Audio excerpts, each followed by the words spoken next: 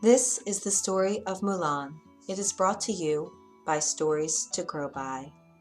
Many years ago, China was in the middle of a great war. The emperor said that each Chinese family must give one man to fight in the army. Mulan heard this news when she was outside washing clothes. She ran inside the house. "Father, did you hear the news?" she said. "I did," said her old father sadly. "I saw a poster in town." "Well, I must go pack now," and he walked away very slowly. "But father," said Mulan, "you have not been well. If you go, I fear you will not come back. Why in your old age should you have to keep up with all those young men?" "Ah," said her father with a sigh, "we have no choice but to do as our emperor commands. Your brother is a child. Surely he cannot go." "Of course," said Mulan. "But wait! There may be another way." Mulan went to the next room. With one stroke of a sword, she cut off her hair, and then she put on her father's robe. Standing before her father, Mulan said, "I am your son now." "No, my dear," said her father, "you cannot do this." "I must, and I will," said Mulan. "For years you have trained me in Kung Fu. You've taught me how to use a sword."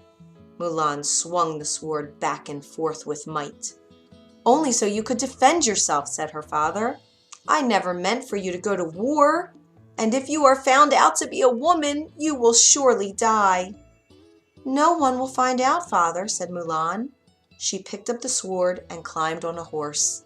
She kissed her father goodbye, and off she went to join the emperor's army. Year after year Mulan served in the army. She fought so bravely that she was put in charge of a group of soldiers. Then she became in charge of more and even more soldiers. At last, Mulan was given the job to be the general of the army. Not long after that, a terrible fever swept through the army. Many soldiers became ill, and so was Mulan. When the doctor came out of Mulan's tent, he knew the truth about their general. "The general is a woman?" yelled the soldiers. "How can this be?"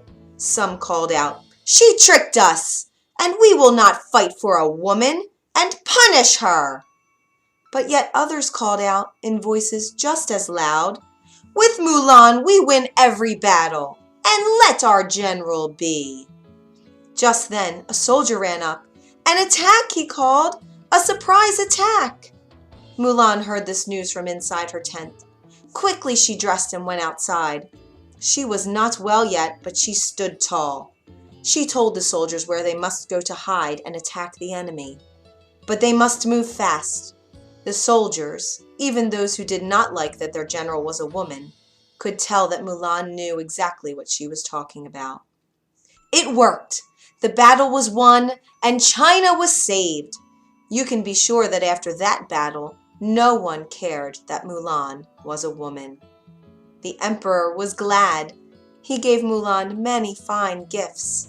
"Please stay with me in the palace," he said, "and be my advisor." Mulan bowed deeply. "Thank you," she said, "but what I wish most of all is to return home to my family." "At least take your gifts," said the emperor. So Mulan returned to her family with 6 fine horses behind her, and took with her 6 fine swords.